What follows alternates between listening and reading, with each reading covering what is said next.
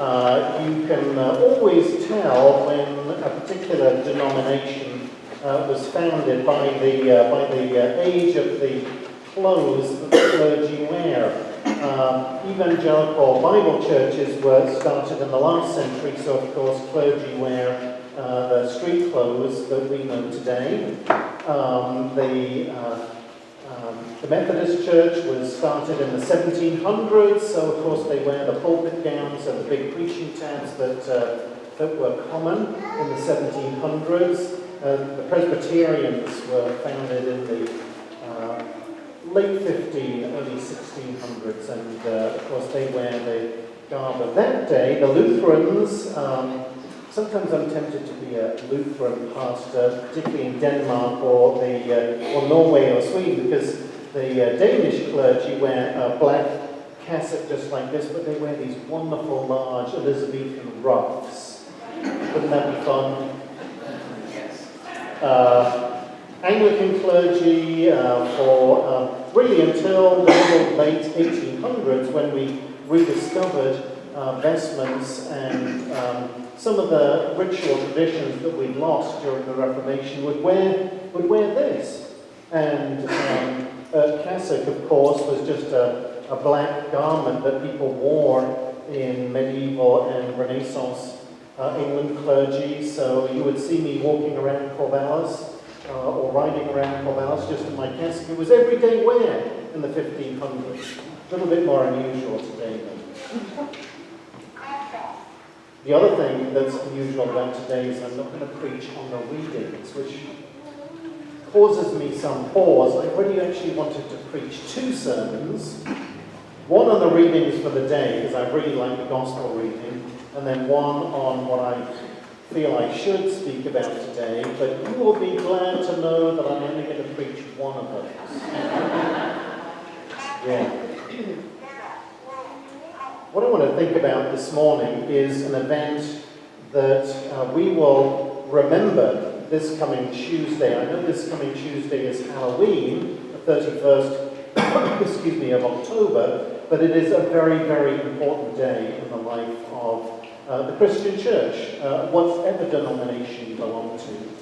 And that is because on that day, 500 years ago, a relatively unknown Augustinian friar who was professor of modern theology at the newly established university in Wittenberg, which was kind of a place that not many people went to, he nailed, or perhaps mailed, we're not quite sure, scholars are still debating this, but anyway, he publicized what he called his 95 Theses.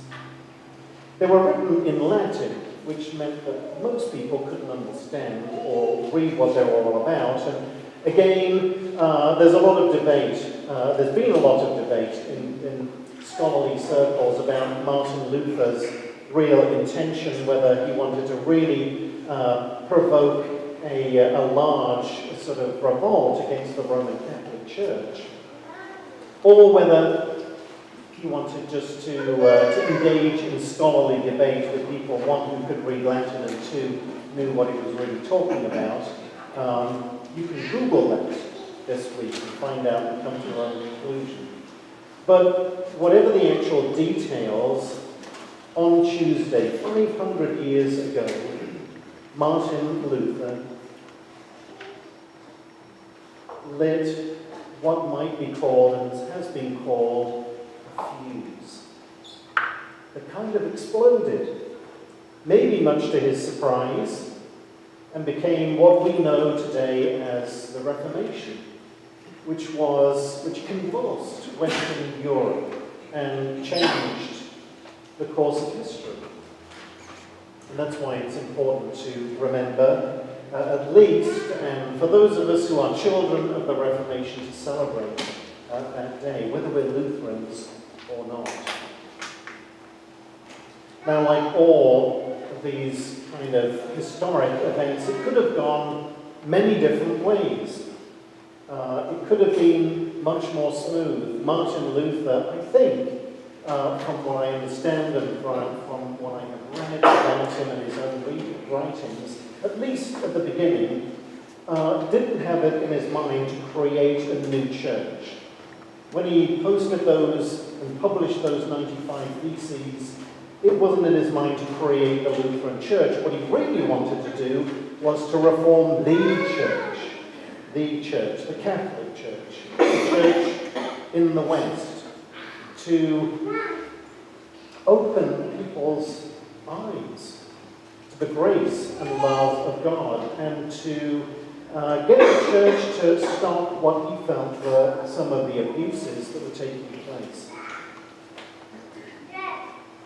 If you've read your history books, you'll probably know all about papal indulgences. And it's kind of interesting how at these sort of historical moments, there'll be one kind of thing that becomes a symbol for everything else. And in some respects, the selling of papal indulgences became that during the Reformation. It's sort of been in our consciousness ever since. A bit like the American Revolution, the symbolic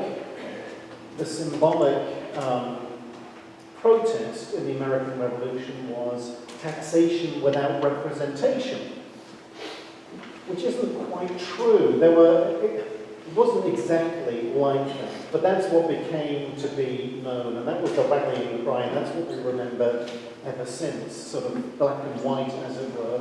And the same thing with the Reformation. What we remember is the selling of papal indulgences and how corrupt and terrible the church was, and especially the Pope and the bishops and all the clergy. I mean, it wasn't really quite like that, but that became the rallying cry.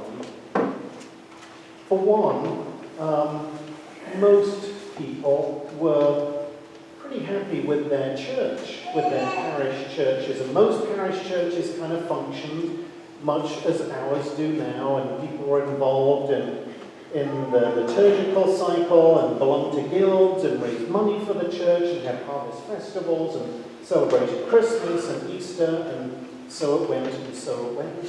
And most of the parish clergy, perhaps some of them were not terribly well educated, but were certainly sincere and loved their people.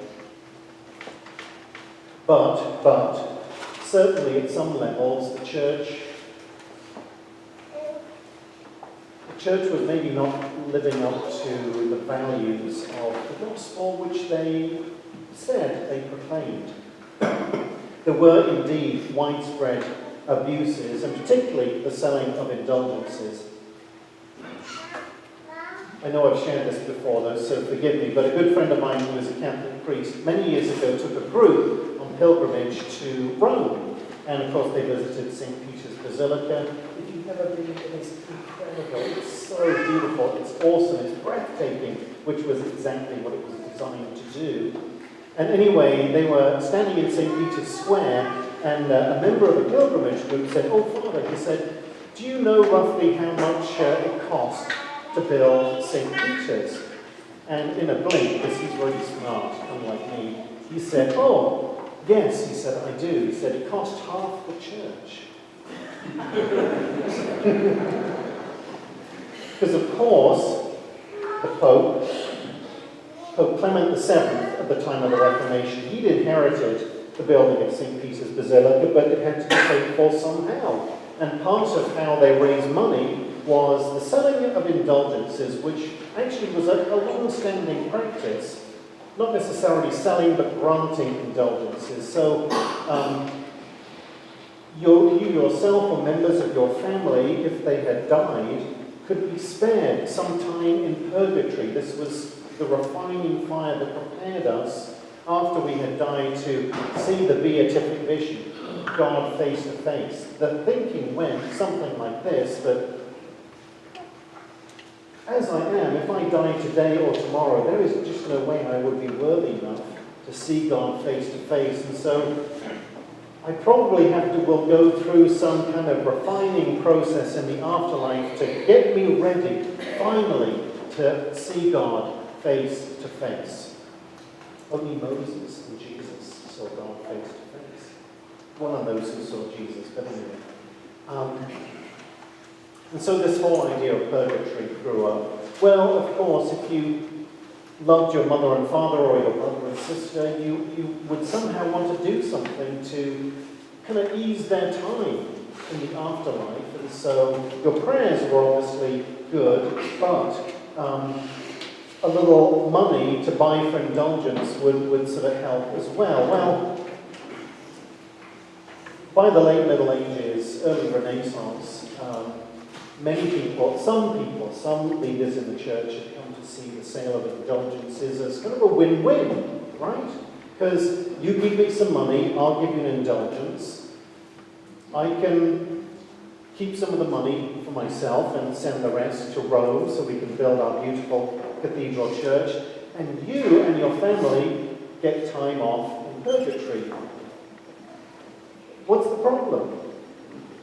Well, Luther's boss, the Archbishop of Mainz, had paid a great deal of money to become Archbishop of Mainz and was in debt. And of course he had to pay that debt off. And one of the ways in which he did that was to encourage the sale of indulgences. Well, this drove Martin Luther crazy and was one of the big things that he objected to. But not only that. For him, the whole thing was, you don't need a priest, and you don't need a church to mediate between you and God. And maybe that was the single most important idea that he brought or rediscovered for us, is that you, ordinary people, can have a real and living and personal relationship with God. And you can do it just because you are. Because of God's love and grace and mercy. Well, you can imagine that the authorities in Rome and the Archbishop took a very dim view of what Martin Luther was saying and writing. Now, there had been, as you know, numerous protests and revolts and what we might call heresies against the ordered established church before, and by and large they've been put down pretty brutally. A big one was Jan Hus in Hungary, Bohemia, and said some of the things that Martin Luther said, but he was unsuccessful in part because he didn't really have enough support. He didn't have enough military support, because that's what it kind of came down to in the end for Luther, among other things. And usually went to the destroying of banned books and papers, and if it came to it, the burning of individual heretics, and hopefully we could go on, the church would survive, and we'd all just go on happily ever after. Well, by 1517, things had changed a bit. For one, Luther had managed to make a friend of John, Elector of Saxony. Saxony is in modern Germany now. It's Leipzig and Dresden and Wittenberg, of course, sort of in the middle of Germany, and others who were interested in his religious ideas. Interesting that John of Saxony, before he became a Lutheran, before he became Reformed, had a vast collection of holy relics. He was a great collector of holy relics. I don't know what he did with those relics after he became Reformed, but maybe you can find out and tell me. So Luther, unlike others, had powerful friends. Friends with armies, friends with cities, friends with influence and power. The other thing was the printing press. Printing press had been discovered not too long before Luther's day, and the printing press really changed everything. We think of today that those of us who are 30 and older, you know, we can remember a time before the internet and personal computers and all the rest of it, and we've lived through what we call the technological information revolution. Luther and his generation lived through that same experience, because they went from, you know, documents having to be hand-copied, which was laborious and time-consuming, to being able to just put things on typeset and, you know, you just pull a crank and out these ideas come. And so Luther's idea of 95 Theses and other things that he wrote were able to be distributed very widely, very quickly, and not even Emperor Charles V, the Holy Roman Emperor, which Voltaire, as you famously will remember, famously said, the Holy Roman Empire was neither holy nor Roman. The Holy Roman Empire, under which John of Saxony and Martin Luther lived, and they were all supposedly the vassals of Charles V, who was the Holy Roman Emperor. Not even he could stop it. Not even Pope Clement could stop it. The other thing that kind of contributed to Luther's Reformation was, it was at the time when, maybe because of the printing press and other things, that there was the birth of European nationalism. People were starting to have a sense of their own nationhood, own patriotic relationships, particularly in Germany, which was so split between different groups, some cities being independent, some lands being owned by the church, some by the Holy Roman Emperor. It was all and yet they were all Germans. They all spoke the same language. Shouldn't we be a nation as the French are, or as the English, or the Danes, or the Spanish? What about us? What about us? And Luther and his ideas kind of fed and fueled that. The other thing that really helped Luther, which was out of his control, was both Emperor Charles and the Pope were busy fighting the Turks. The Turks, the Ottoman Turks, were in Hungary, and the princes, Christian princes, were distracted, and their attention was focused on keeping the Turks at bay. So all of this, to cut a long story short, was just to say the time was right. The time was right. And whether Luther knew it or not, whether he intended it or not, he changed the world. He changed the world. And think of all that's come from the Reformation. Not all of it good. Sadly for the Germans, there were numerous revolts. The Peasants' Revolt in Luther's time and others, and then later the 30 Years' War in the 1600s, which maybe left up to a quarter of Germans dead. And the way in which Christians for centuries of different denominations have viewed each other with suspicion or even hatred. We've come a long way since then, fortunately. We've come a long way since then.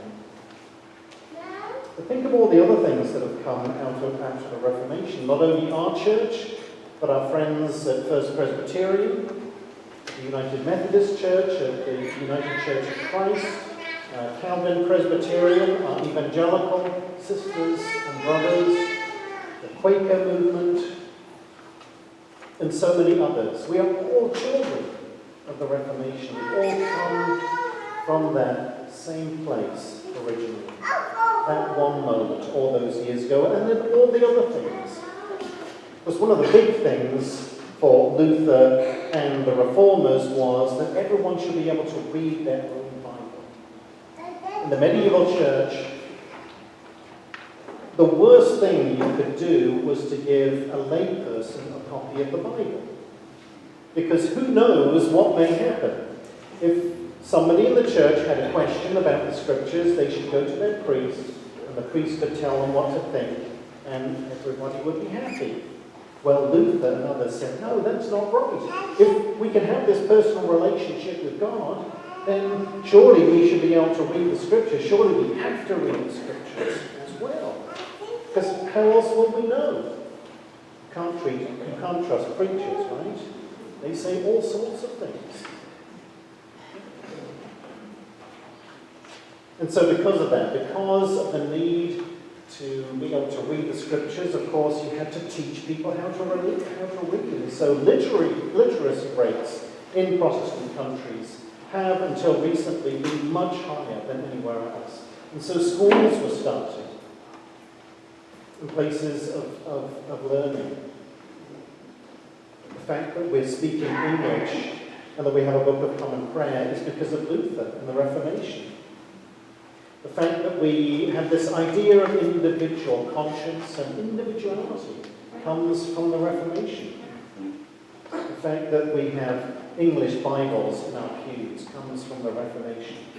The fact that we have married clergy, this is what I'm particularly thankful for. Married clergy is because of the Reformation. The fact that we have women clergy is because of the Reformation, or gay clergy is because of the Reformation. The abolition of slavery. The rediscovery of scientific method. It was in Protestant countries that in the 16th, 17th, and even into the 1800s that scientific inquiry was possible, only possible. And look where we are now because of that. The Enlightenment, the whole philosophical tradition that we take for granted, the worldview that we have now, whether we're Catholics or Protestants, comes from that single moment. I want to say one last thing, but before I do, because I love history, the name Protestant, not all Protestants call themselves Protestants.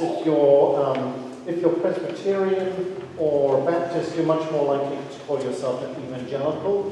But those traditions that came from Germany are much more likely to call themselves Protestant. And it's from Germany that the name Protestant comes. It comes from the Diet of Speyer in 1529, imperial diet. It was like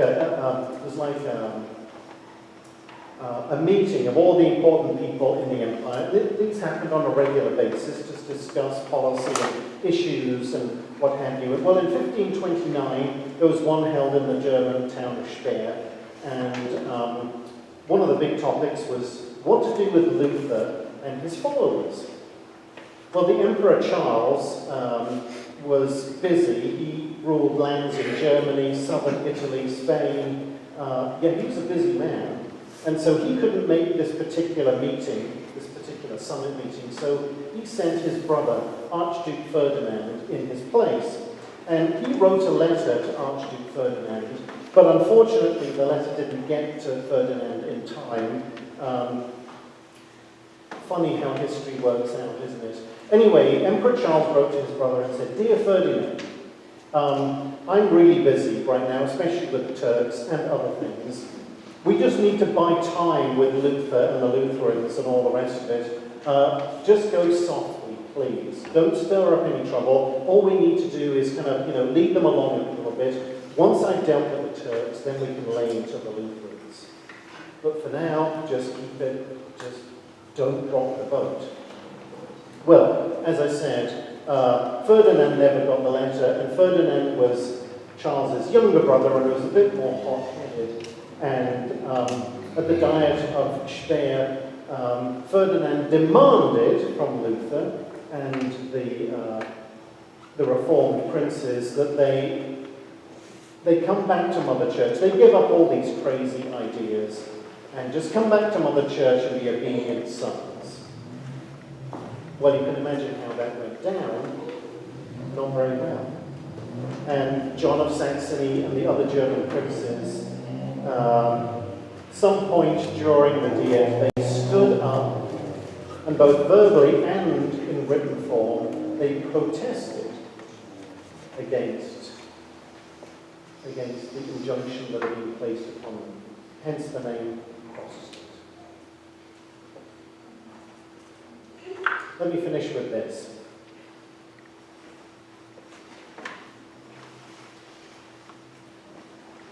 I wonder what Martin Luther must have felt on that day 500 years ago.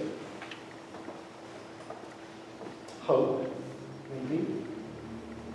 Joy, maybe, to finally get it out on paper. Maybe fear and trepidation, because on that day, all those years ago, he was just one man. He was just one person. And yes, there were friends and others who were supporting him and who probably said, "Yes, Luther, you go ahead, we'll be right behind you." How many times has somebody kind of jumped over the parapet and with the promise of others to follow, only to turn around and they're all by themselves? That had happened many, many times before. because this was serious stuff. This wasn't just an academic debate. This was life and death. But one person, Martin Luther, stood up and raised their hand and said, "Excuse me, is this the way it should be? Can't there be another way?" And maybe if Charles and Pope Clement and others had been, maybe if they'd read their Bibles a bit more, it wouldn't have come to all that it came to.